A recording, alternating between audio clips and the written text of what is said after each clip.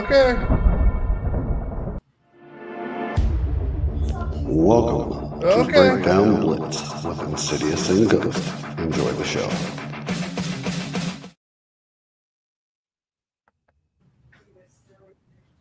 Welcome back, everybody. It's been a few days. We got some stuff to talk about.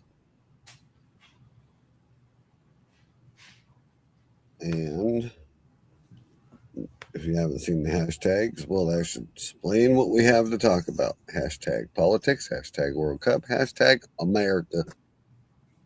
America! I know, I had to add some fun in there. Right.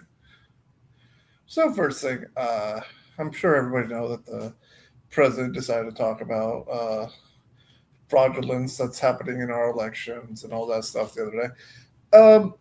We're not going to get into into that.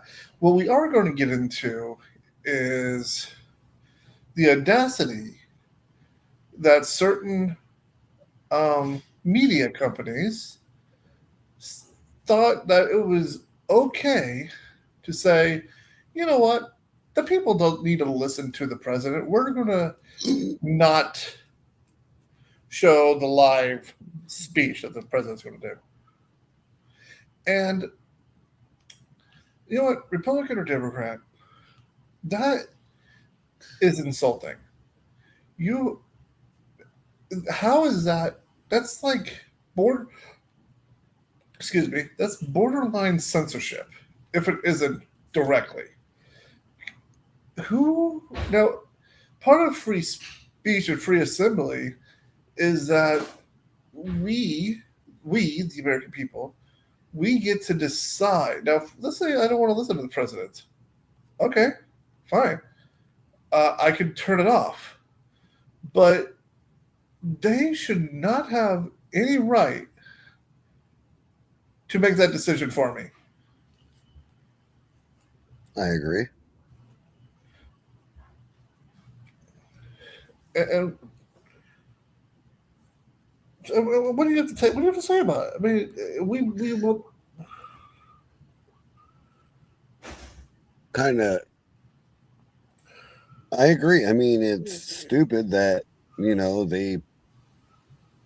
they can decide what we watch, what we listen to, what we can't. But you're right. Everyone has a choice, no matter if you're right, left, or in between. You have a right to choose if you want to listen to what he has to say or not. But being chose for you, well, we're just not going to air it. Well, okay, but doesn't that mean you're not covering the news because the president is speaking? That is part of the news. And you're not going to show it because of your certain broadcast is kind of bullshit. Because it doesn't dictate your agenda. interesting. Check this out. I'm getting this from the Hill. It says here CNN host Michael. I do not say his name, so if anybody hears me, I apologize. I got no idea how to say his name. It's Shmir Kanish. I have no idea who that is. SMERCONISH. He's one of the hosts of CNN, and he even said that the television networks acted with condescension by not airing President Trump's speech, and he said that it was wrong. So he actually blasted his own media source for doing such a thing. He said the viewers should be trusted to evaluate the president's remarks for themselves. This was CNN, NBC, and ABC who refused to broadcast his speech. But, like I was saying earlier as well, it goes not just CNN, not just MSNBC or whatever. Fox is just as guilty as keeping this country divided as much as they are. I mean, they push. No, it says here what Fox did. Fox and CBS they did air the live speech, but they had disclaimers on it.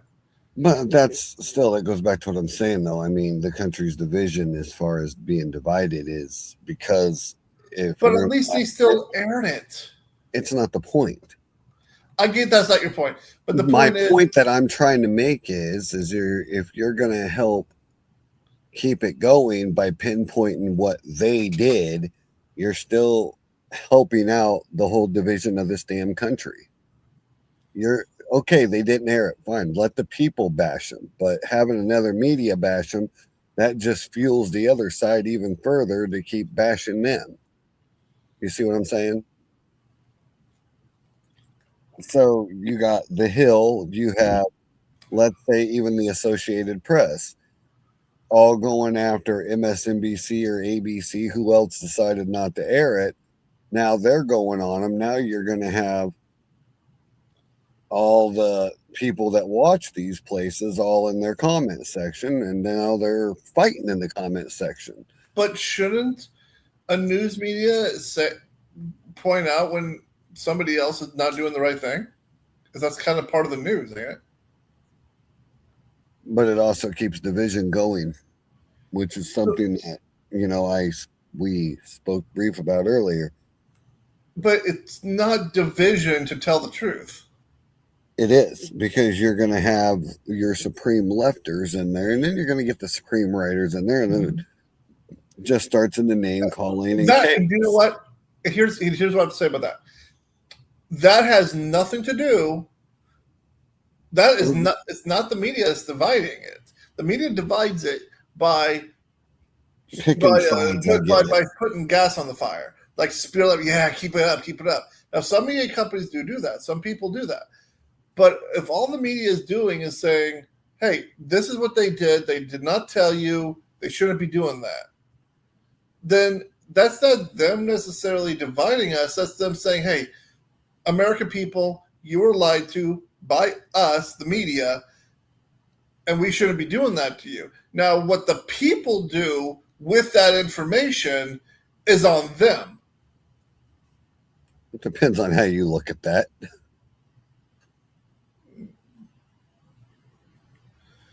I mean, the news media is also the ones that's also, how do I say it? Encourages violence in a way when they air stupid crap. But again, instead of saying we don't condone you to do this, or we don't condone you to do that, to follow what this person says, but you have a sitting U.S. senator that says go out and riot in the streets and burn buildings, and your news anchor pretty much saying, yeah, you should totally do that. Okay, now if they say that, that's promoting violence, but not all of them do that. No, they all should be. We don't condone this. You shouldn't do this. Exactly. But they don't do that because it hurts their viewership. So I mean, this goes back the other day when you were talking about, they'll talk about all this bad shit going on, but they won't talk about the hundreds and thousands of kids that were rescued. Yep. I mean, I understand. Now, like, I understand news, it's a business, and I understand that bad news sells better than good news. I get it. But at the same time, I would still like to think that some good news is still sellable. That probably wasn't the right word, but you know what I'm trying to say. It's like if the news media came up and said, "Hey, we just saved 50 children today from a human trafficker," I would love to see that on the news. That'd be great. You know what I mean? We won't, though. We won't. But you get my point. You get my point. Yes. You won't hear them say anything about them saving kids or saving, or how many people's been arrested for human trafficking, because that don't sell. Politics sells. So it's easier for them to avoid all the other stuff. So it kind of goes back to, you know what, I'm going to use WWE for an example. Cody Rhodes sells, so they push Cody. His merch is through the roof. Now, Sami Zayn, he won the title, and then they turned around and had him drop it. Why? Because he didn't sell as much. His merch. Oh, he sold in the area where he won it. No, he sold but his merch sales didn't go up even after he won the title. So It you did where look he at won it. what? I said it did where he won it. Yeah, but it didn't help the company value, is what I'm saying. The Yeah, yeah. company's the company's numbers didn't align with maybe where he wanted it. So the news media is the exact same way. Politics, views, them, anything else to them is well, it isn't newsworthy. So stuff to us as Americans that we count as breaking news to them is not. If you see where I'm coming with that. I get what you're saying. Coming into that, we can also switch over to the World Cup area, which is kind of goes in with this a little bit on where we wanted to talk about as well.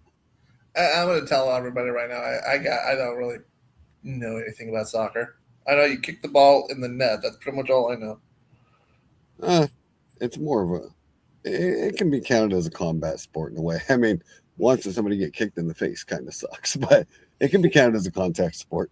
No, it's not that. I'm just saying in general. I don't know nothing about those soccer. I don't either. I know that I used to play it a couple times, but back in the day, but I couldn't tell you any more than that than what from that. But the World Cup stuff, though, I mean, seeing some of the people that came to the U.S. from other countries and how much they want to come back because they loved it here. And remember, and this goes back to the media. It's not just our media; it goes to worldwide media. Yeah, how many people are talking about saying, "Hey, you know, we came here originally not, kind of concerned because our news medias are telling us America is like this. Trump is doing this to the American people. There's this, that, and the other thing, and then they come here and they realize that it's all bull crap." Yeah, pretty much. Like, And now they're up over here saying, "Holy crap, Trump's doing great things for these people. People here are so friendly. Everything's going great." I mean, so it's like it goes right back to what you were talking about: censorship. yeah, pretty much. I was watching some of those, and some of those are funny. You want to share a story, or are you just going to keep it to yourself? Hold on. Actually, I'll do one better. I'm going to share screen this. It means I'm on my laptop. I can actually do that. Remember, people, we don't own anything. It's just we really got to put our disclaimer back up. I don't need it for this because these are No, all I know. I'm just saying. these are clips, so it doesn't matter. Oh, I know. I'm just saying for in general, long term business. Yeah.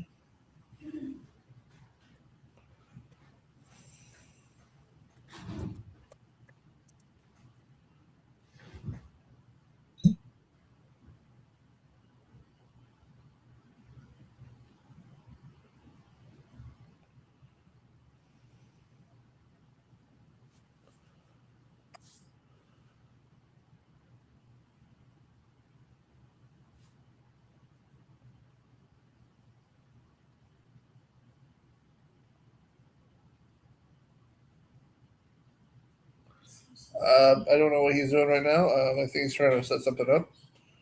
Maybe a little technical difficulties here. No, I'm trying to find the right one. All right, well, he's filing that. Who's in the finals? Did you say it was Argentina and Spain. Spain? Right. Uh, what did you say? You said that the Argentina is a favorite to win or something. Argentina is the favorite to win. Yes.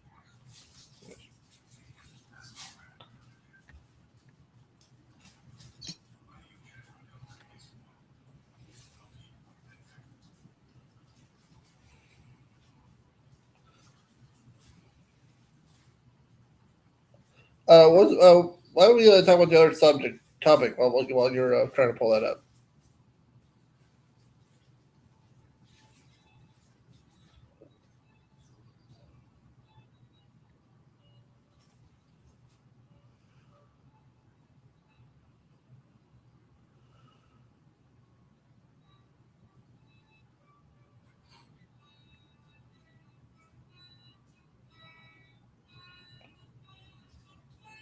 Okay. Hold on, I think I have it here.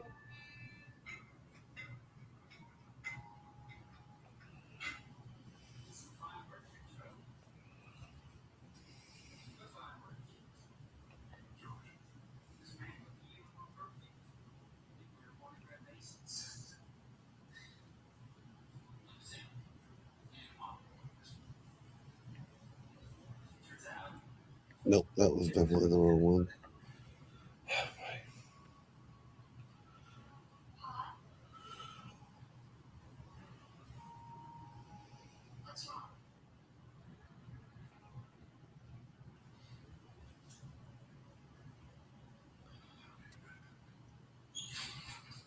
Again, people, we're still here.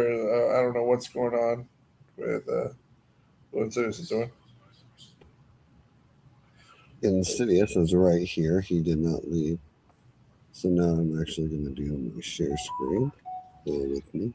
Okay, so as some people also know, we also like to do talking football, and right now with it being the summer and we got no NFL or UFL, it's we're kind of like in a dead zone right here. But anybody that post An mentioned emergency that delivery to keep up.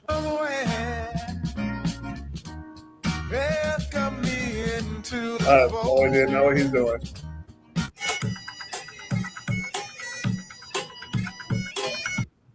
I don't even know what I'm doing because I'll tell you right now, this is not what that was supposed to be because it is totally backwards. So you remember take a look at the screen. Yeah, I'm going to fix that in here in just a second. Maybe. Anyway, the now we don't really usually talk about the scores of preseason, but the preseason starts. Um, wow, in less than a month. Wow.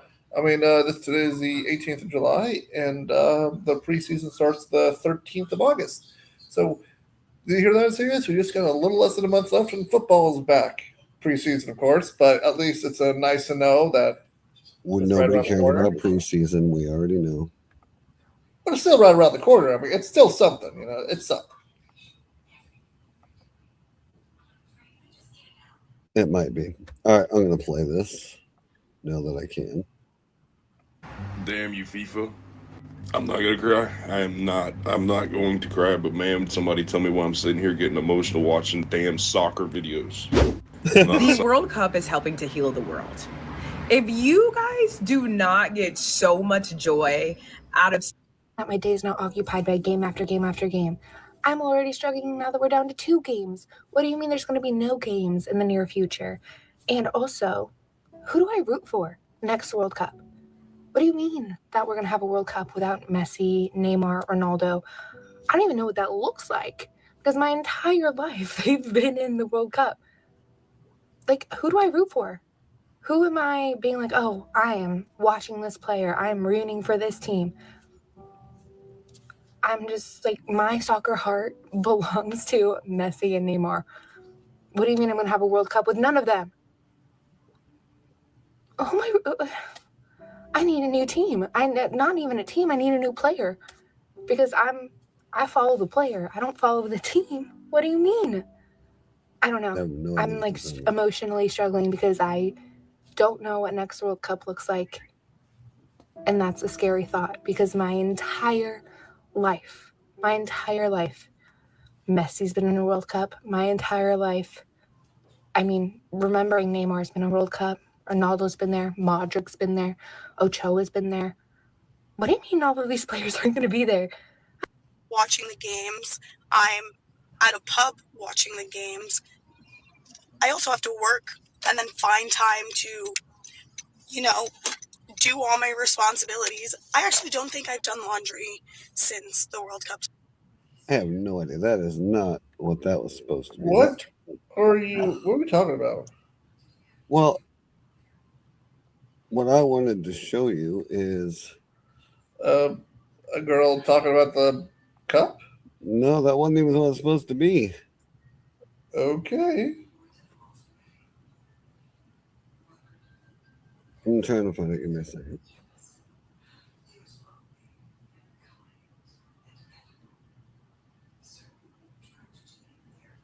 ever.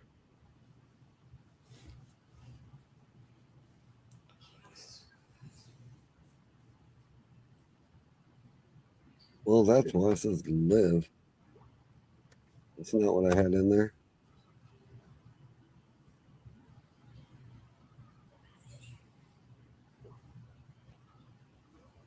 There it is. Imagine being able to build anything Whoa. just by. Yep, we got to mute that. That's not us. None of it's us. One more time. The media has been lying to you about America, and the World Cup just proved it. For years, European and Canadians have been fed the same narrative. America is dangerous. Americans are ignorant. The culture is shallow. The food will kill you. And people believed it. Why? Because they saw it on the news. They read it online. They never actually went. Then the World Cup came, and millions of people who had never set foot in the US suddenly showed up. And you know what they found? Friendly people, incredible energy, stadiums that blew their minds, hospitality they didn't even expect. Video after video of Europeans and Canadians saying, I had no idea, I was completely wrong, this is nothing like what I was told. And that's exactly the problem. The media doesn't profit from you having a good experience. It profits from fear, division, outrage. A Canadian family having the time of their life in Texas doesn't get clicks, you know? A crime story does. So that's all you ever see. That's all you ever hear. And slowly, without even realizing it, your entire worldwide view gets shaped by people who want you to be afraid. And look, in my opinion, the World Cup didn't just bring football to America. It accidentally broke the most powerful propaganda machine in the world. I agree 1,000% with her. And let me do you another one. You know, it's funny because ourselves, we don't hear about that.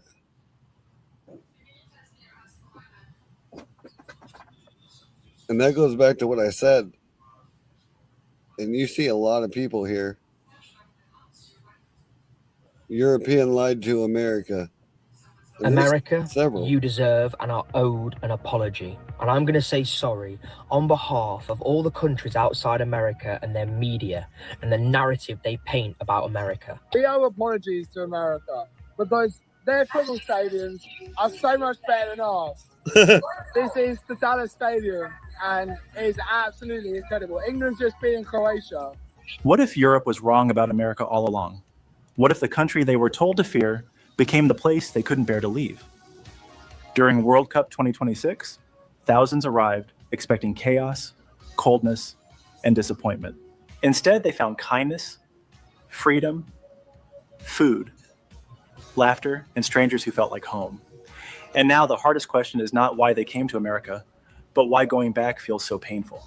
America feels unreal.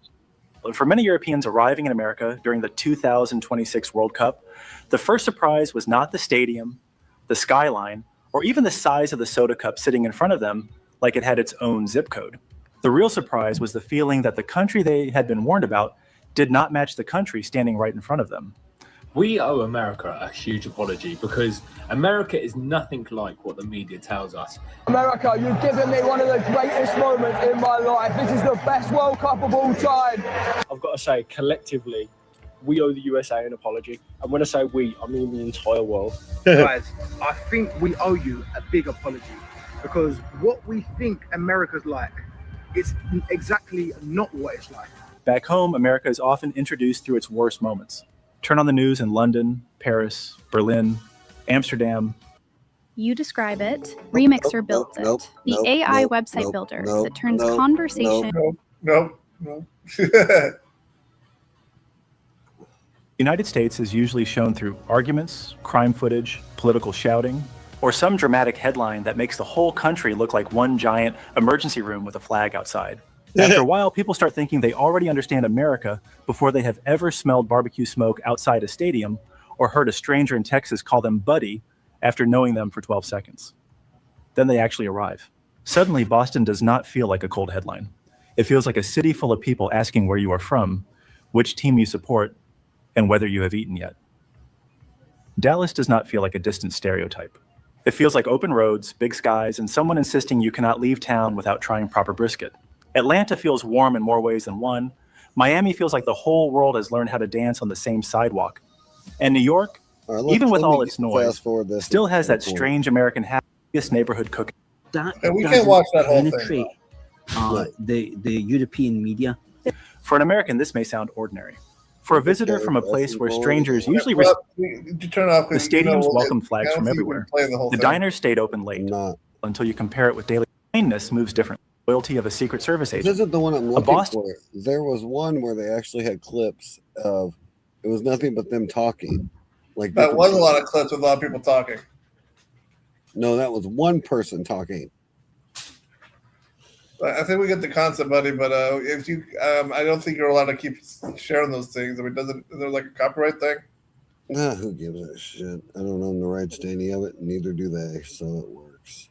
Well, YouTube does, doesn't it? YouTube is YouTube. Where was that one I just seen? I just saw it. That was the one I was looking for.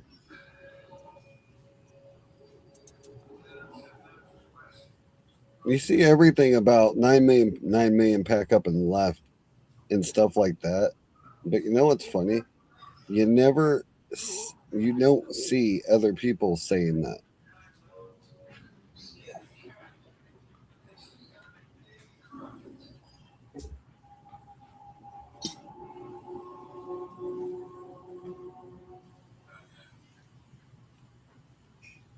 Oh, there it is.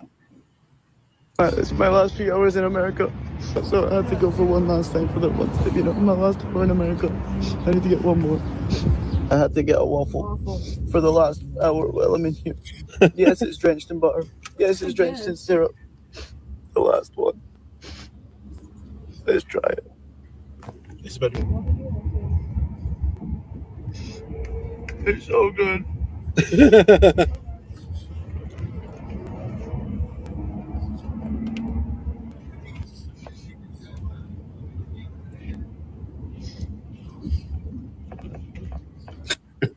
The crazy thing is, I'm not even mad at him because before moving down here, back down south, when I would go home to Georgia to visit, or I would go to, Tennessee to visit family, I had to get my Waffle House fixed because we didn't have Waffle House nearby my home, up in Maryland. So I had to get my Waffle House fixed. And typically it would happen pretty much day one.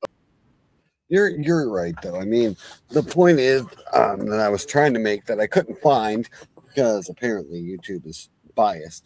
There are so many people that was here for the World Cup that fell in love with our food that one person went back to the UK and said it's boring. I guess they don't use spices in the UK in their food like salt, pepper, paprika. So everything's just kind of bland. And when they came here and they fell in love with it. And they don't have Dr. Pepper in the UK.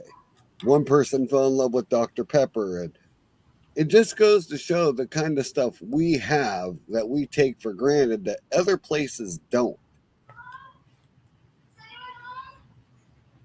They don't even have crushed ice in the UK.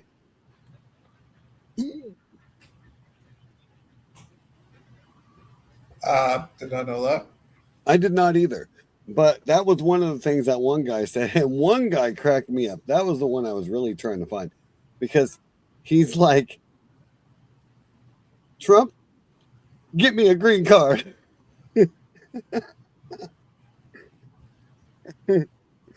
Oh, man.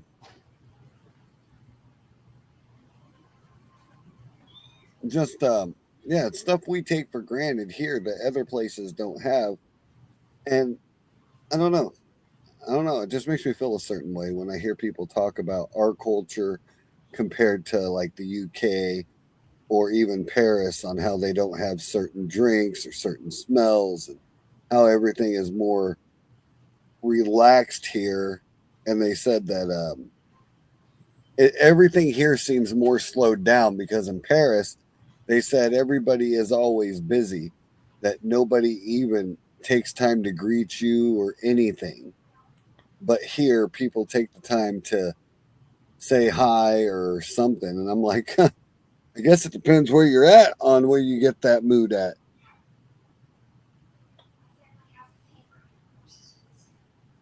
But that goes back to the question I had for you, though, is a country that's divided one thing that can reunite us as one? Is it really sports? One time out of the year where we all agree and politics are set aside?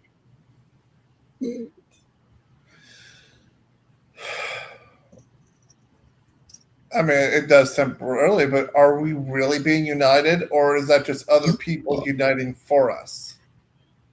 No, I mean, like, I'm not talking about soccer at this point. I'm talking about our sports, like baseball, football. Look, well, here's the thing.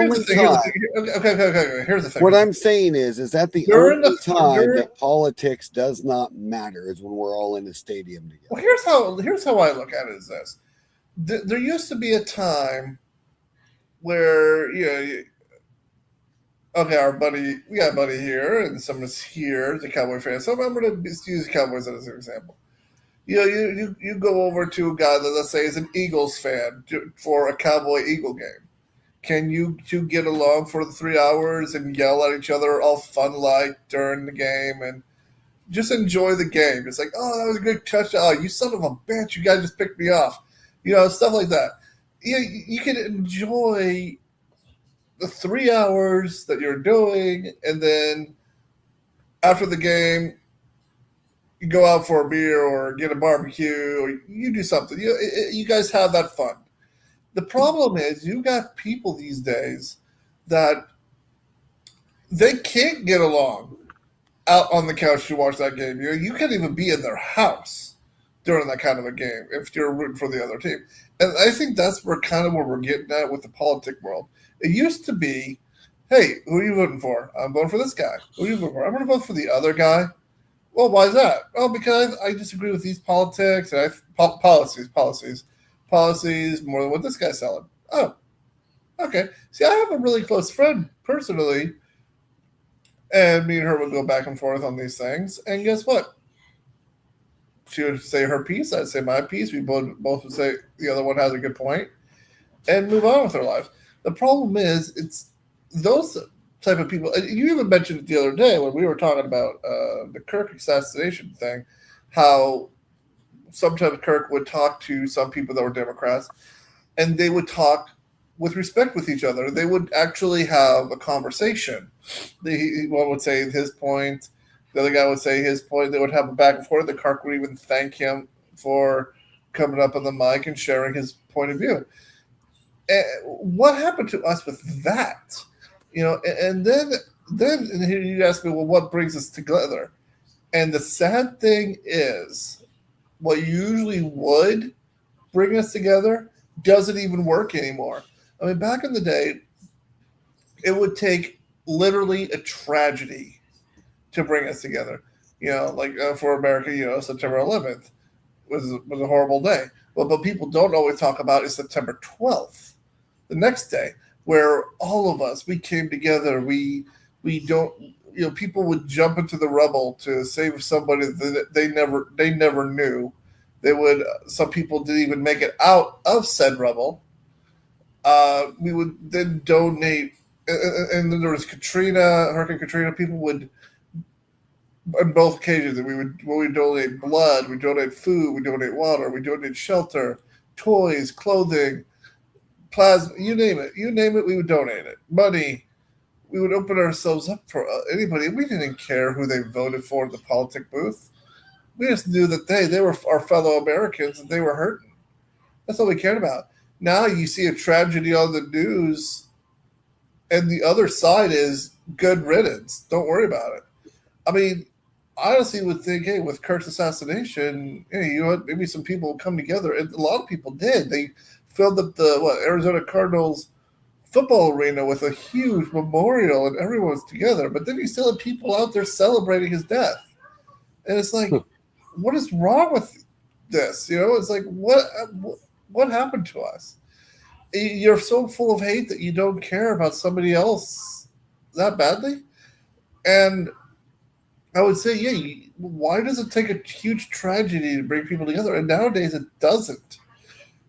And it's mind-boggling.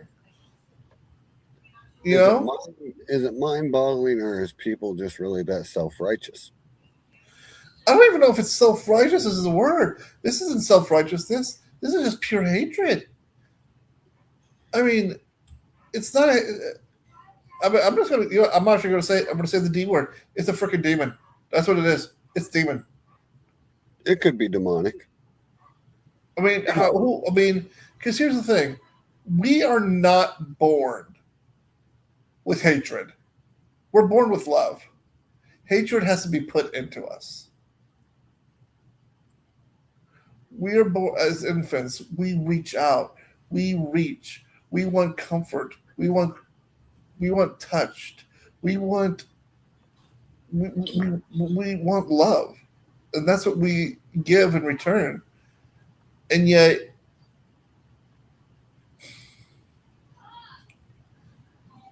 you have to be taught to hate, unless you're one of those people that was born without a soul and you're just a flat out psychopath or sociopath. I forget which word it is. I get those two terms mixed up. But the point is like, I don't know what I'm trying to make. I don't even know what my point is anymore. But you get what I'm saying. Why does it say take something bad to bring us together? It shouldn't. It shouldn't, but for some reason, I guess it's who we are as a nation. No. And that's the thing. That is not who we are. What was that? I don't know. Okay. Well, that's the thing. That is not us as a nation. That is not. In your video of people saying, "Oh, the Americans are friendly. They're great. They're this." They called me buddy after knowing me for a few seconds. No, that is who we are as a nation. And I'm not going to let a few bad apples say that this is who we are as a nation. No. What you just said with those videos about the World Cup people here and realizing, holy crap, people are nice. That's who we are. That is who we are as a nation. Yeah, maybe. All right. So just some upcoming stuff here that I'm going to talk about real quick. So yeah, as far as who we are is, like you said, I guess it really depends on which part of the U.S. you're on how you get treated. I don't know how you would feel about if they were in the middle of the map. What do you mean? Because the only places they were was in bigger cities. How would they feel if they came closer to Iowa or Arkansas? Would the I honestly think it'd be even better. Because I don't know. Let me say my piece, and you can say yours. I've realized that it's in the smaller towns where people are more. I guess it depends on what smaller town we're talking about, I suppose. I mean, I've noticed that a lot of smaller towns, you get more respectable, because those small towns where everybody knows each other, everybody takes care of each other, everybody looks out. Everybody calls and praying. But none of them. You okay? Never. Uh-huh. Anyway, I mean, and that's why I am surprised that it was in the bigger cities where people said, "Oh, these people are so kind, they're nice, they're awesome."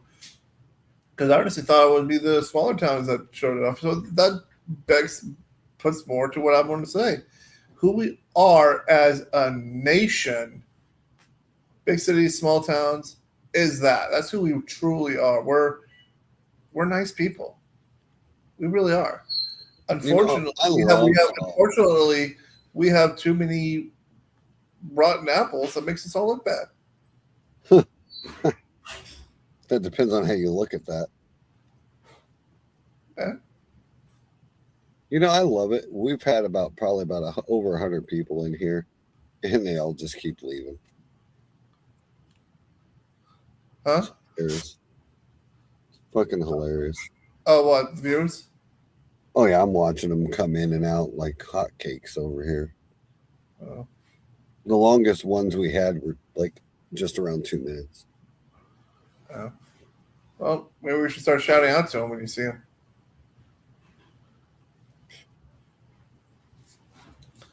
It doesn't like they'll stay even if I want them to. I mean, I even put in the comment section, feel free to join the conversation. Oh.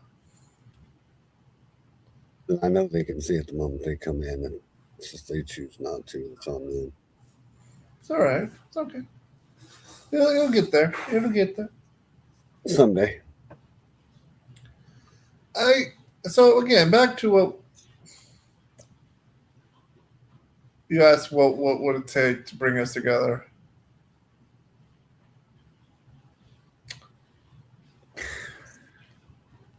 Honestly, don't know. You know, I honestly think, unfortunately, I think we're just too divided at this point. I do have a question. Like, maybe people are against this war in Iran. I'm not. Well, hold on. Hear me out. What the hell would these people do if Iran decided to bomb us? What the hell would they have done? Hold on. Hear me out. Let me finish this. I was going to answer your question. No, because I have more than one question here. Hold on.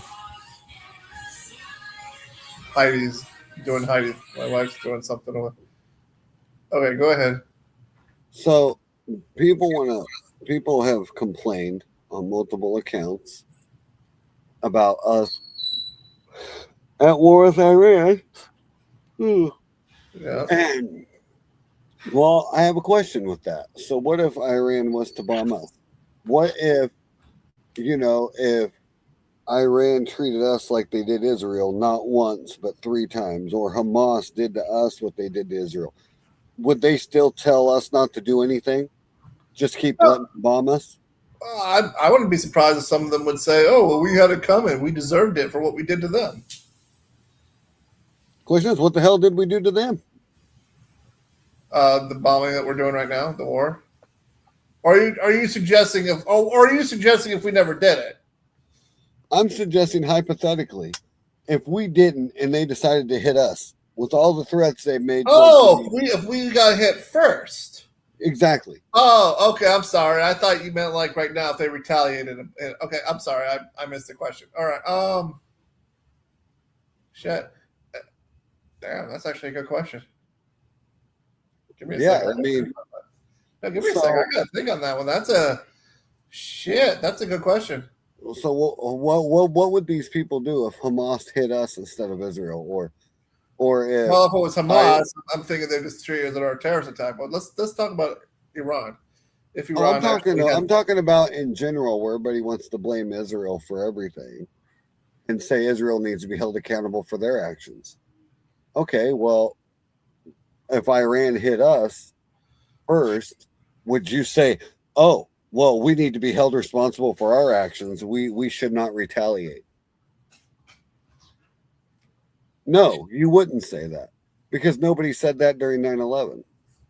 But that's what I'm talking about. Everybody wanted the revenge out of it. So if are we the same people that we were then? That was my point from earlier. That's what I'm saying now. So, but I think we're at a different time than we were back then. I honestly believe now, 100%, with the way their minds are working, they would say, we had it coming. That's not exactly what I just said. I just said that like not 5 minutes ago. And I'm agreeing with you. That's me agreeing with you. You kept cutting me off, so I kind of figured you weren't. No, I heard exactly what you said. And as I said, I am agreeing with you. That's me agreeing by restating what you said. Mm-hmm. And then, except the other half of the station is going to be wanting to pick up a weapon and say, okay, let's go. You know what I mean? I know a lot of people were upset when we pulled out of Afghanistan because that's a sore subject too. Yeah, well, we pulled out, but it's how we did it. We left everything over there, and you know, you were in the Air Force. I know you had buddies over there. We had one here, well, more than one here that went, and they died for nothing, quite literally, because they gave it to the Taliban anyways.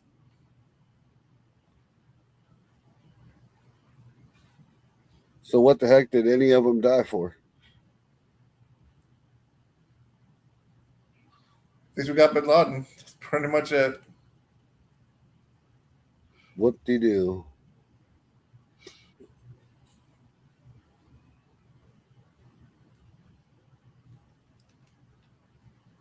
They all died for one man.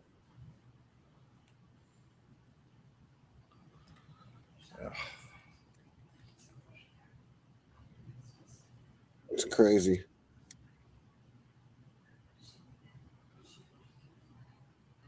Yeah, that's gonna piss a lot of people off. I don't care. But all right, brother. I don't have anything else. Do you? Oh, you just want to end this whole damn thing on a sour note, don't you? That's how we're doing it? I have nothing else to really go with this. I mean, we've talked about politics, the World Cup stuff. Wasn't there something else you were going to bring up? No, I already did. Oh, you were going to ask me a question, or was that the question? That was the question earlier. Okay. All right. Well, do you want? Let's reverse it. Let's ask you the same question. What? You want my view on it? What do you think would take to bring us together? Yeah, I want. Yeah, yours. There ain't a fucking thing that can bring us together right now. Not a fucking thing. So then, let me ask you a really scary question: are we closer to peace between the two sides, or are we closer to a civil war? Or are we closer to a civil war? I think we're about as close as peace talks as we are with Obama and Putin sitting down drinking a cup of coffee. Haven't they done that in the White House, though? Fuck no. As Putin told Barack Obama, talking to him was like playing chess with a monkey. He already knew who was going to win. Oh dear. And it wasn't him. Why did you have to? I'm just saying. Putin said it, not me. I'm just rephrasing. Oh boy. So no, they never had coffee in the White House. But that, to me, that's about as divided as we are right there. World's best talker couldn't even talk himself out of that argument. Oh man. Fuck Obama. Okay, we're gonna stop now before we get ourselves into trouble. Hey, I love those people that say world's best president. Yeah, fucking up the country. That's the only thing he was good at. But all right, guys, I don't think we have anything else we're going to talk about today. We might be back maybe tomorrow, maybe. Don't know. It depends on what comes up between now and then. But anyways, guys, have a good rest of your weekend and stay safe as always. And thank you for hanging out with me, Insidious, and the Ghost.